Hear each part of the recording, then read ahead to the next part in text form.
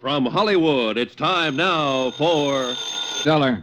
This is Ed Porter, Mr. Dollar. You called my office? Yes, I'd like to see you as soon as I can, Mr. Porter. Well, of course. How long have you been in town? About a half an hour. Are you all squared away? I've got a room and I've had a bath, if that's what you mean. Well, then I guess you're ready to go to work. I will be as soon as I put on some pants. You sound in a rush.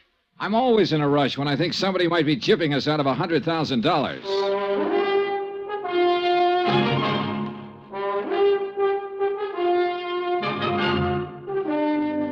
Bob Bailey in the transcribed adventures of the man with the action-packed expense account, America's fabulous freelance insurance investigator. Yours truly, Johnny Dollar.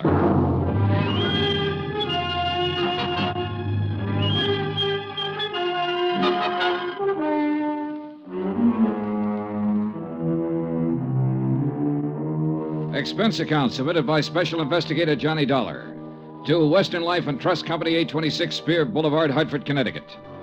The following is an account of expenses incurred during my investigation of the Markham Matter. Expense account item 1, $143.69, air transportation from Hartford to San Francisco.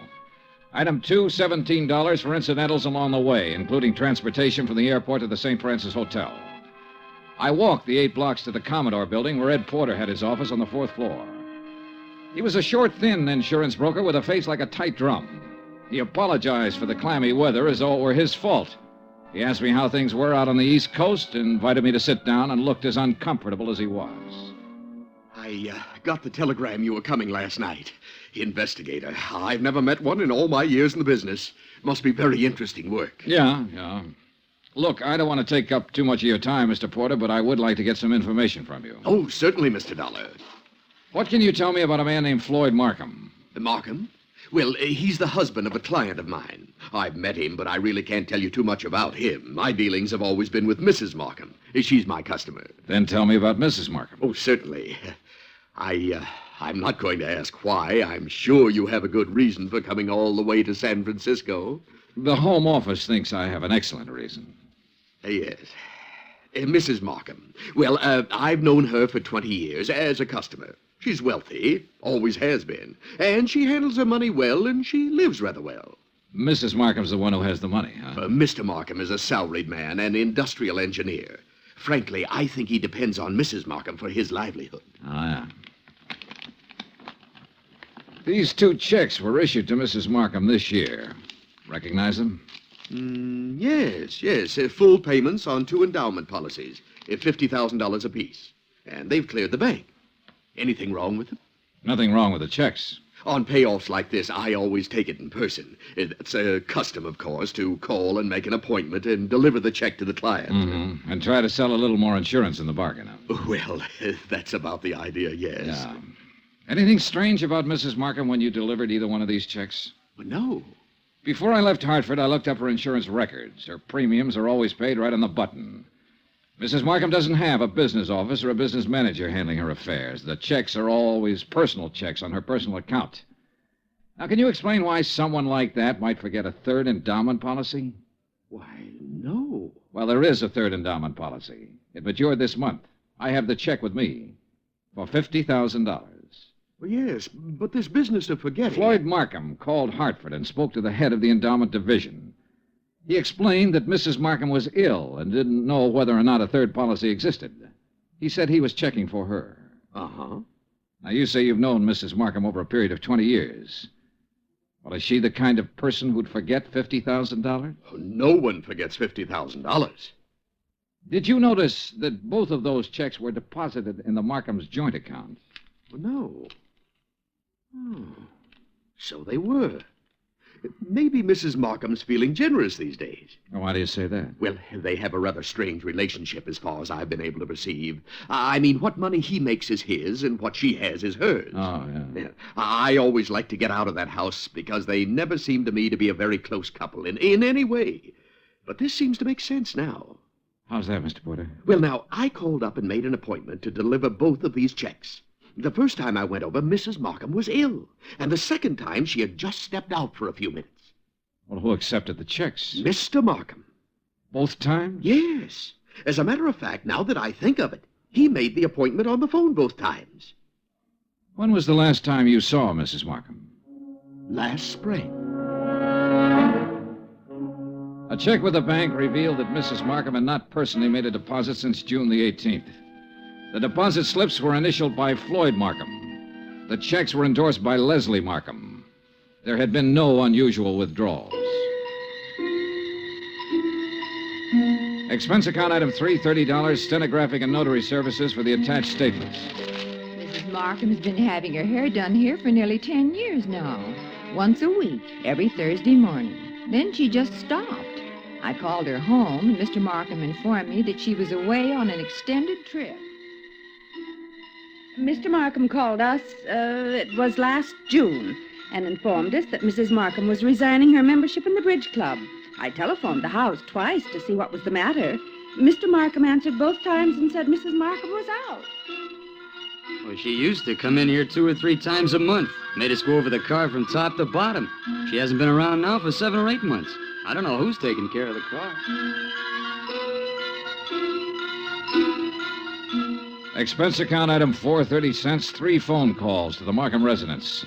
I didn't state any particular business. I simply asked to speak to Mrs. Markham. Each time I called, a male voice answered. Each time, the male voice told me Mrs. Markham was out, she was ill, and she was away on a short trip. Industrial Management Limited, Floyd B. Markham president, has a 3-room office suite near the Embarcadero. 10 years ago, it had been sensationally new and glassy. When I got there, the carpet was a little too thin and the varnish a little too thin, too. The whole place smelled faintly of mildew. Yes? I'd like to see Mr. Markham, please. Do you have an appointment? No, not exactly. My name is Harris. I'm with the Cleveland Pump Company. Pump company? Yes, we're setting in 38 of our installations at the new plant in Valparaiso. Didn't you get my letter? Well, I'm sorry. I'm afraid... May I ask your name again? Harris, Stephen B. Harris, Cleveland Pump Company. Oh, yes. Well, Mr. Harris, I'm afraid Mr. Markham never received your letter. When did you mail it? 30 days ago. Maybe it was 2 weeks. Well, tell Mr. Markham I'm here and I'll... I'm sorry, Mr. Harris. Mr. Markham isn't in the office just now. Oh. Well, I'll wait. Well... Well? He won't be in today. As a matter of fact, he won't be in the rest of the week. Where can I call him? Well, I'm afraid that's impossible. Can't I call him at home? No. Now, look, is he in business or isn't he? Mr. Harris, Mr. Markham hasn't been in the office for 6 months or more. He's tied up on a rather long-range project. What's your name? I'm Miss Beidler. Why didn't you say that in the first place, Miss Beidler? Well, Who else can I talk to here? No one, I'm afraid. You mean that's all there is in this office? Just you and him when he feels like coming in? I'll tell Mr. Markham you were here. The Markham house was on Fioradella Street, about 6 blocks from the Fairmont Hotel. Stone walls, iron grillwork, tangling ivy. An old house that had been built by rich people for rich people to live in. The kind of shabby-looking place that only New Yorkers and San Franciscans can get by with and still be called wealthy. I used Ed Porter's car, with the Western Life and Trust Company emblem on the door, parked it in the driveway as close as I could to the entrance. It was exactly 1 o'clock when the door opened. He was tall and pretty, with black hair and broad shoulders. Yes? What is it? I'd like to see Mrs. Markham, please. I'm Mr. Markham. Can I help you? My name's Dollar. I'm with Western Life and Trust Company. Mr. Porter called you? No, he didn't. Oh, well, I must have slipped his mind. He said he was going to call. What's it about? I brought a check from Mrs. Markham on her 3rd endowment policy. Oh. Well, I'll give it to her. She isn't in right now. Well, I'm supposed to deliver it to her. I'll come back another time when she's in. No, you can give it to me. I'll see that she gets it. I'm sorry, Mr. Markham, but I have Look, to give I it... know you want to give her the check and try to sell her some more insurance. She's just not in the market. And you can save your little spiel where it'll do some good. Oh, you misunderstand me, Mr. Markham. I have to deliver this to her in person. What's your name again? Dollar. Johnny Dollar. Come in. I'll wait till she comes back and make an appointment. Mr. Porter told me he'd made it for 3 today. She's here. She's here. Just come in. Why the runaround, then? Mrs. Markham is desperately ill. I don't want to disturb her with things like this. Well, I'm sorry to hear that. What's the trouble? Very serious anemia. So if you'll just give me the I have check, a report to make out when I deliver this. I just Only take a told- minute to hand her the check. Then it'll be off my mind and off your mind. Now, look here, Mr. Didn't you call the company's home office about this check? I called because Mrs. Markham requested me to call. Oh, yes. Just wait here. In the little swirl of his exit, I smelled shaving lotion and guessed at the brand name. I also guessed that his suit cost $300, even if I didn't know what San Francisco tailor had made it. The shirt, the tie, the shoes were expensive, too. Yeah, Mr. Floyd Markham liked expensive things. I wondered if he dyed his hair to keep it all black. I wondered if he was 45 or 50. I also wondered why, in a house of that size, on that kind of street, a servant hadn't answered the door. This way, Mr. Dollar. He led me up a flight of stairs and finally into a high-ceiling room with a fireplace at one end. A gray-haired woman with a sharp, angular face was seated near the window, looking out over the city and the bay. She didn't turn her head when we came into the room, but I could see that her eyes were watery and slightly glazed. Please don't take too long and don't upset her. Leslie. Leslie, dear. Yes, Floyd. This is Mr. Dollar from the insurance company. He has something for you. Be a good girl, Leslie, and speak to Mr. Dollar. How do you do? And ask him... Yes. How is Mr. Porter? Oh, he's fine, Mrs. Markham, fine. He'll be sorry to hear that you've been ill. I really would rather that you didn't tell Mr. Porter. Oh. I'm satisfied to make my own slow recovery and not worry any of my friends. We'd like some sherry, Floyd. Now, you know what the doctor said, Leslie. Mr. Dollar, you'd like some sherry, wouldn't you? Why, yes, I'd like that very much. Floyd? No, I'm sorry, Mr. Dollar. It's absolutely forbidden, and you know that, dear. Do you have the check, Mr. Dollar? Yes, right here. Here you are, Mrs. Markham. Thank you. Is there anything else, Mr. Dollar? Well, Mr. Dollar, Now, Leslie... yes? What is it, Mrs. Markham? I'm very tired. Excuse me if I seem impolite. Good day. Good day, Mrs. Markham.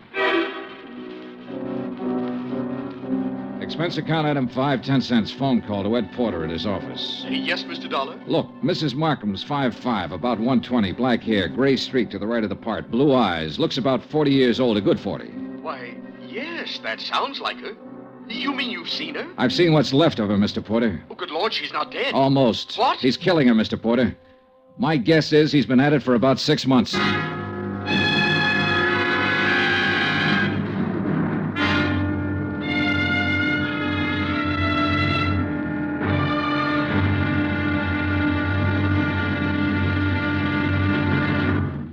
Act two of yours truly, Johnny Dollar, in just a moment.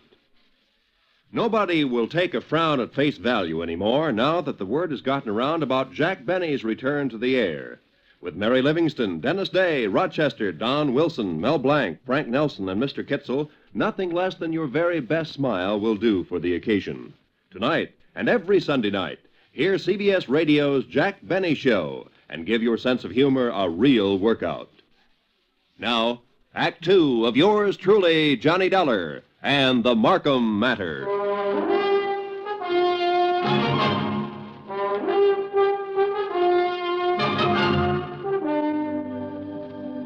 Take a rich old house on a rich old street in San Francisco.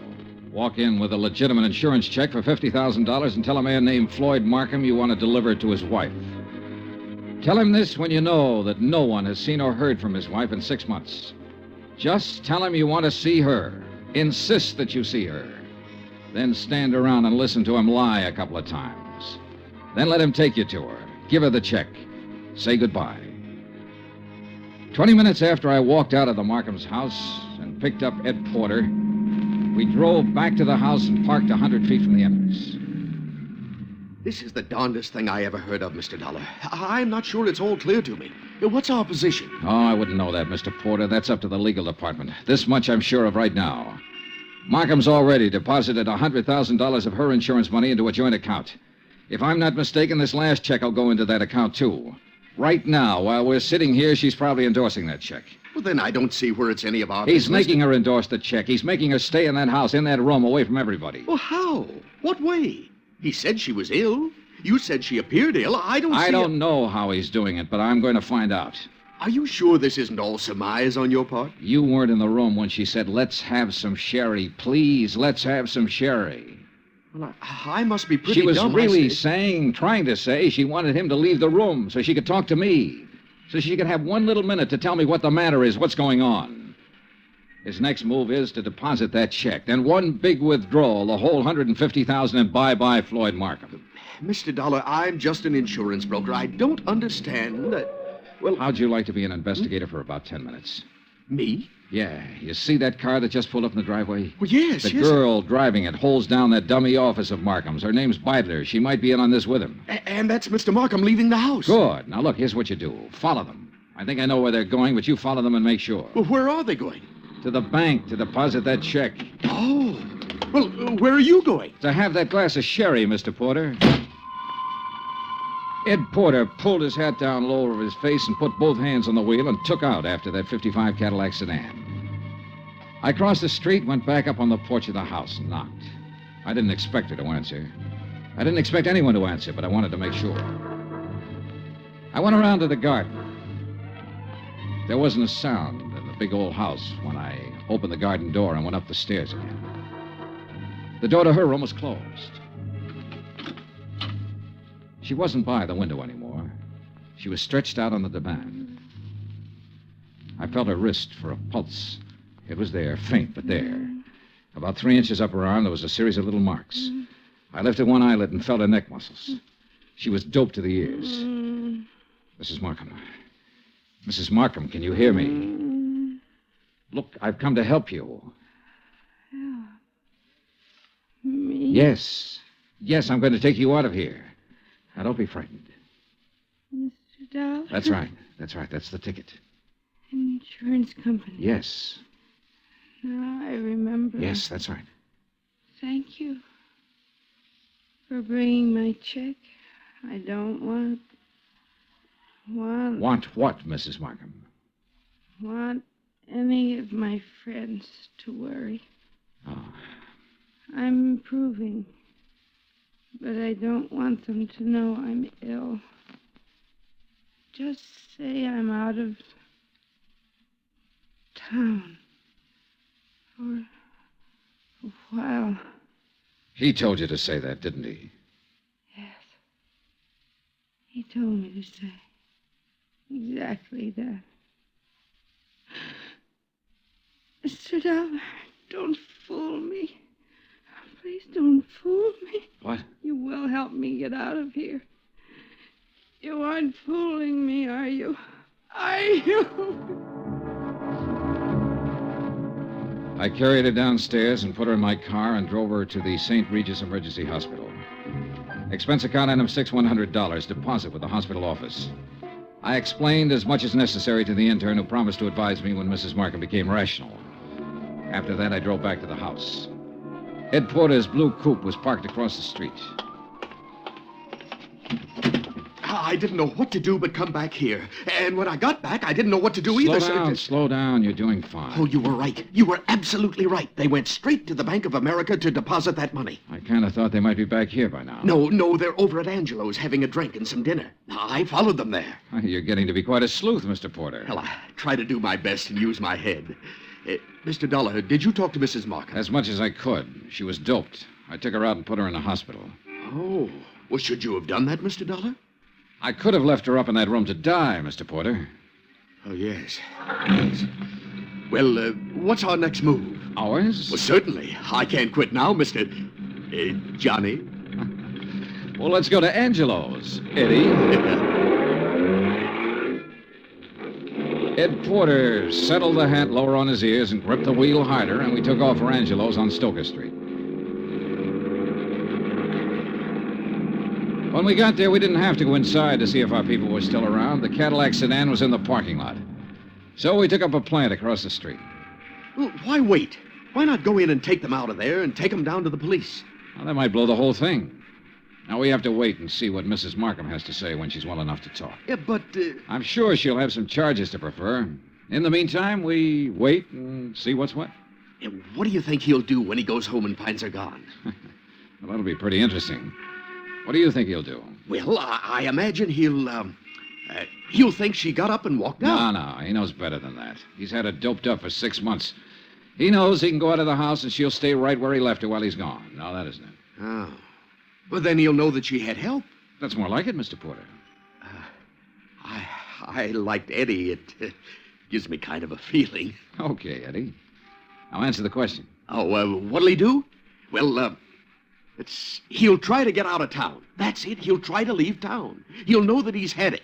Come on. Huh? They're pulling out. We followed them to a cocktail lounge near the Presidio. We waited around outside the place for 2 hours. Expense account item 7, 25 cents. I called the St. Regis Receiving Hospital. Mrs. Markham's condition was unchanged. Item 8, $2, 2 hamburgers, 2 Cokes, and cigarettes for Mr. Porter and myself. We had just finished eating when Floyd Markham's Cadillac turned out onto the street. We followed it for 10 minutes. When Markham parked on a dark hill, we cut our lights and came to a stop. Mr. Dollar, Yeah, Eddie? can you see what they're doing? Yeah? What? Necking? Huh? Necking. You know. I should have telephoned my wife. At 12:10, Floyd Markham turned the car around and drove back into town. We followed once more. We saw him double park outside a 4-story apartment house on a steep hill, let the woman out, then drive on. Eddie? Yeah, Johnny? Think you can handle something else alone? Oh, I'd love to. Women sometimes talk a lot easier than men. You keep on him. When he finds his wife absent, I want to know where he goes. Wherever it is, I'll let you know. You gonna shake her down? Something like that. Get going.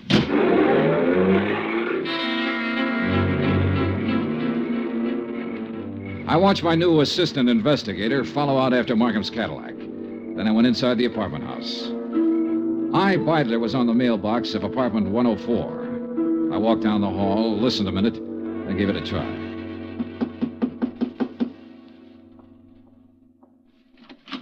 Yes? Well, what on earth are you doing? I'm here to see you, Miss Beidler. It's important. You're, Mr. Harris. I'm Mr. Dollar, Johnny Dollar. I'm an insurance investigator. Oh. There was something about you today. I wasn't sure. Now you're sure. Oh, what are you doing? Right now, I'm working for Western Life and Trust Company. You better sit down. Well, I don't know that I'd better do anything, Mr. Dollar. You're rather rude. Then you can stand. We've been checking into Floyd Markham. I don't think I have to tell you what we found out so far. I think you also know that by this time tomorrow he'll be in jail and you might be right along with him. Well, I'm sorry, Mr. Dollar. I simply Don't be under- sorry. Just use your head. I said you might be right along with him. On the other hand, if you have some useful information, the insurance company might be useful to you. What do you mean?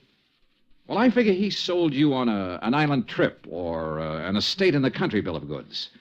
It'll be harder getting it out of him, but we'll get it one way or another. We'll get it all right. Now, what do you want to do? I want a drink. You? Oh, thanks.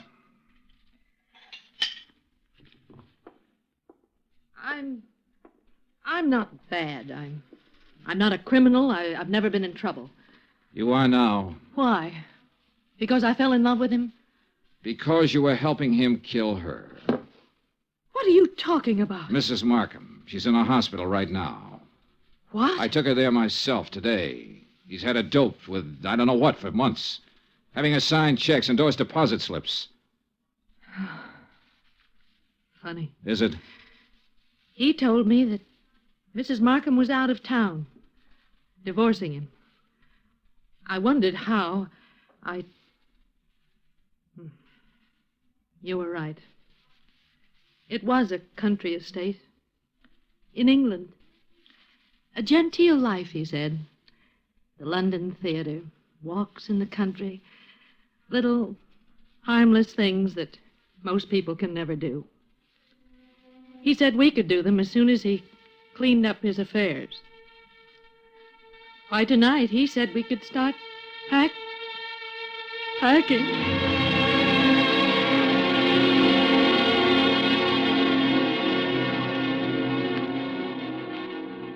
I took Iris Beidel with me back to the Markham house.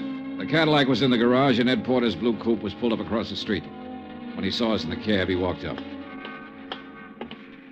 Hi. Hi. How's he doing? You can talk in front of her. Well, he hasn't done anything. No, I mean, I saw the light go on upstairs in Mrs. Markham's room, then it went out again. He's downstairs now, sitting in the living room. Okay. Wait here.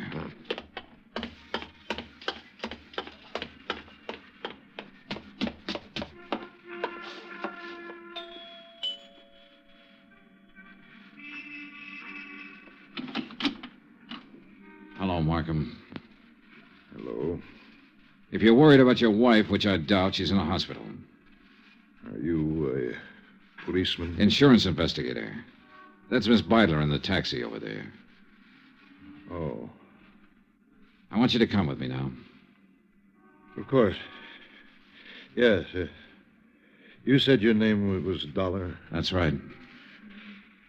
Why couldn't you have come around, say, next week? She'd have been dead by then. That's the way she should have been for 16 years. Dead. Yeah.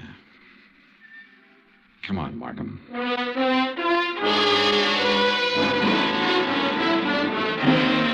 Expense account, item 9, $102, hotel and board in San Francisco. Item 10, $116, airfare back to Hartford.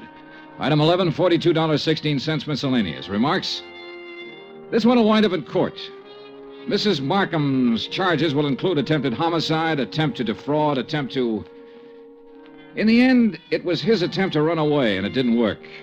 It never works. Even if you get away, you find something new to run from.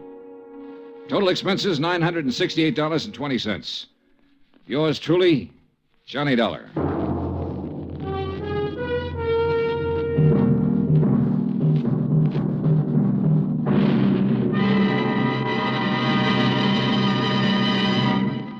Now, here's our star to tell you about next week's story. Before I do, I want to say something to you about Thanksgiving. Now, there's a day that deserves celebration. And heartfelt thanks to the God who made us for being able to live in the most free and peaceful and bountiful country in the world. And yet, why wait for next Thursday or any Thanksgiving Day? For Americans, it seems to me, Thanksgiving should be every day. Think about it, won't you? Next week in our story, New Orleans, the French Quarter, a beautiful girl, and high adventure. Join us, won't you? Yours truly, Johnny Dollar.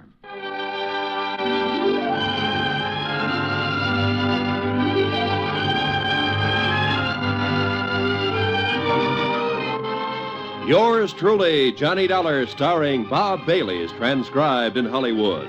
Written by John Dawson, it is produced and directed by Jack Johnstone.